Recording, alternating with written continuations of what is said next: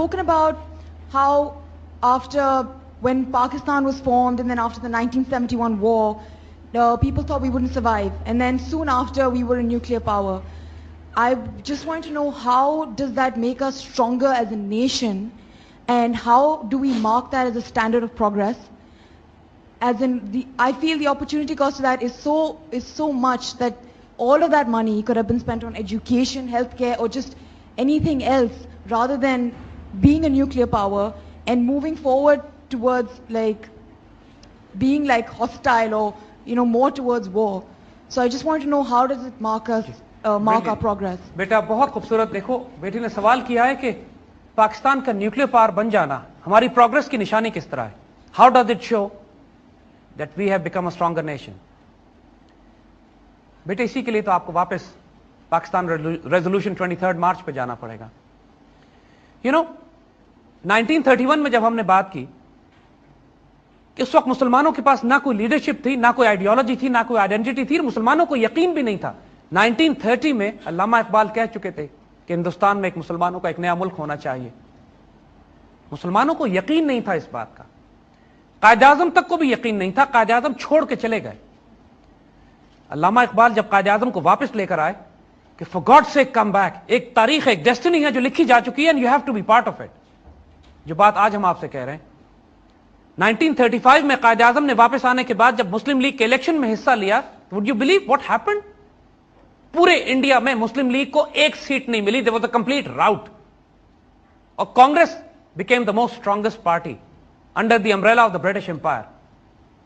और उन 4 सालों में जो कांग्रेस ने किया, फिर जब कांग्रेस को पहली दफा 1000 साल से मुसलमान इंडिया पर हुकूमत कर रहे थे, उन्हें हिंदूस पे, फिर मुसलमानों से हुकूमत अंग्रेजों ने ली. हिंदुओं के लिए तो सिर्फ हुक्मरान बदले थे, पहले मुसलमान फिर अंग्रेज. लेकिन जब 1000 साल के बाद पहली मर्तबा सिर्फ चंद सूबों में कांग्रेस को हुकूमत मिली, तो उन्होंने क्या किया? मुसलमानों की फोर्स कन्वर्जन शुरू हो गई कि मुसलमानों को दोबारा हिंदू बनाया जाएगा. शुद्धि तहरीक शुरू हुई. उर्दू जबान पर पाबंदी लगाई गई, मस्जिदों पर पाबंदी लगाई गई, गाय की कुर्बानी पर पाबंदी लगाई गई. मुसलमानों को वंदे मातरम, हिंदू नेशनल एंथम पढ़ने पर मजबूर किया गया. और हिंदू मुस्लिम राइट्स स्लॉटर करना शुरू किया गया मुसलमानों को उन तमाम इलाकों में. और इस हद तक मुसलमानों के साथ जुल्म हुआ. वही सब कुछ देखो, जब मुसलमान हुकूमत करते हैं तो डिग्निटी और ऑनर के साथ करते हैं. एक दफा की बात नहीं है. हमने स्पेन की 800 साल की मिसाल दी. हमने सुल्तान सलाहुद्दीन अय्यूबी, जो हमारे मिलिट्री कमांडर है, मगर वो जब बैतुल मक़दस शरीफ फतह करते हैं तो एक एक नाइट तक को माफ कर देते हैं. जबकि उससे पहले जब क्रूसेडर्स ने फतह किया तो मुसलमानों का खून घोड़ों के घुटनों तक आया.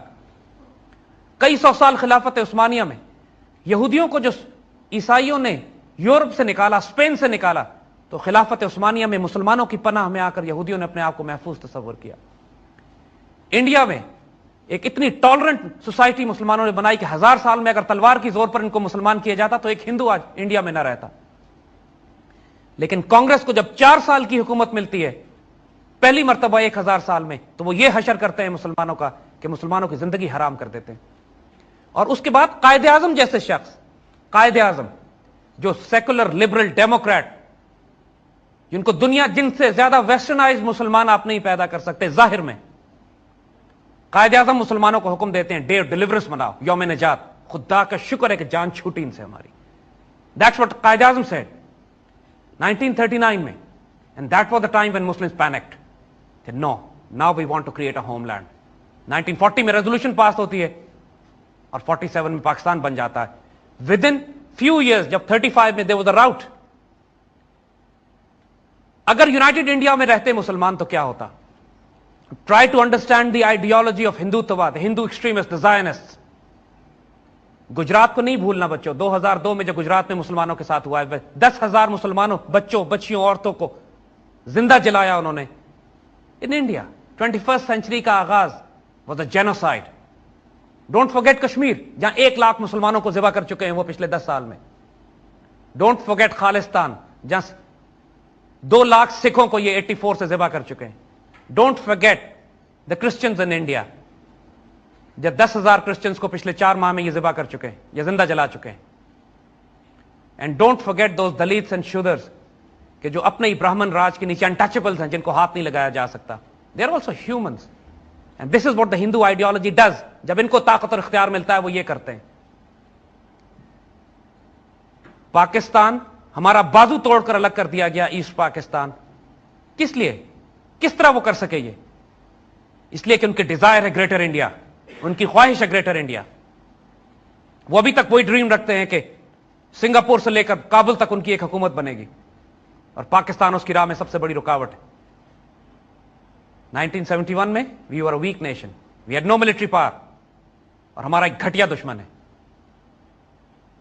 हमारा हमसाया हमें अच्छा नहीं मिला। I wish we had dignified honourable enemy, even we are not even honourable in with their enemy, जो इंसानों और बच्चियों और औरतों को जिंदा जला दे। 40 लाख मुसलमान पाकिस्तान बनाते हुए उन्होंने शहीद किए थे। Don't ever for a second think कि अगर हम अपनी आर्मी रिड्यूस कर दें, अपना डिफेंस कम कर दें, अपना न्यूक्लियर मिसाइल प्रोग्राम कंप्रोमाइज कर दें, हम उसके बाद 3 साल जिंदा नहीं रह सकेंगे। We will all be slaves of Hindus once again, उस आजादी के लिए जिसके हमारे मां बाप ने इतनी कुर्बानियां दी थी। Never ever for a second doubt this.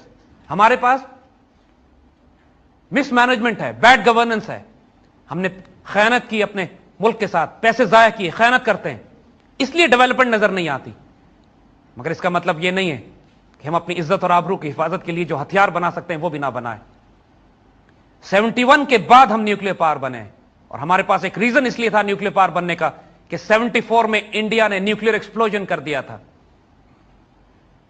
71 में वो पाकिस्तान तोड़ चुका था, 74 में उसने न्यूक्लियर एक्सप्लोजन कर लिया। The balance of power was so much in their favour that they were planning to overrun Pakistan in 3 years. We had to start a nuclear program, and they created the deterrence.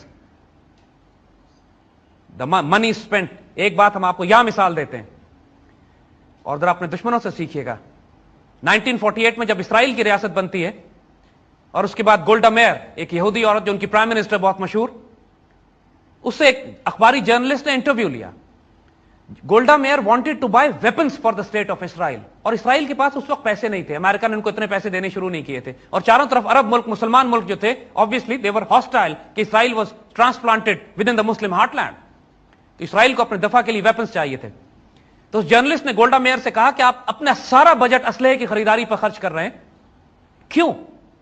You should spend this money on development, education, health care, roads, construction, housing. तो Golda mayor ने कहा कि मैं एक बात तुमसे कर रही हूं, लेकिन इसको छापना नहीं जब तक मैं मर ना जाऊं। और कहती है कि मैंने मुसलमानों के नबी हुजूर सल्लल्लाहु अलैहि वसल्लम की सीरत को पढ़ा है, और मैंने उनकी जिंदगी से एक ऐसा सबक सीखा है कि जो गैरतमंद और दलेर और इज्जतदार कौमें सीखती हैं। मैंने ये तारीख में पढ़ा कि जब हुजूर सल्लल्लाहु अलैहि वसल्लम का इंतकाल हुआ तो घर में 3 दिन से खाने के लिए कुछ नहीं था, लेकिन घर की दीवार के ऊपर तलवारें, तीरे, नेजे, कमाने और असला इतना भरा हुआ था कि जो एक मुजाहिद के घर में होना चाहिए। वहां से मुझे विजडम मिला कि कौमें भूखी तो रह सकती हैं, लेकिन अपने दिफा के लिए, अपनी इज्जत और आबरू की हिफाजत के लिए हथियारों पे कॉम्प्रोमाइज नहीं करना चाहिए। हमारी विजडम यहूदियों ने ली है। We should learn from our own सुन्ना। भूखा रहना इज नॉट एन इशू बच्चों, बेइज्जत होना इज एन इशू।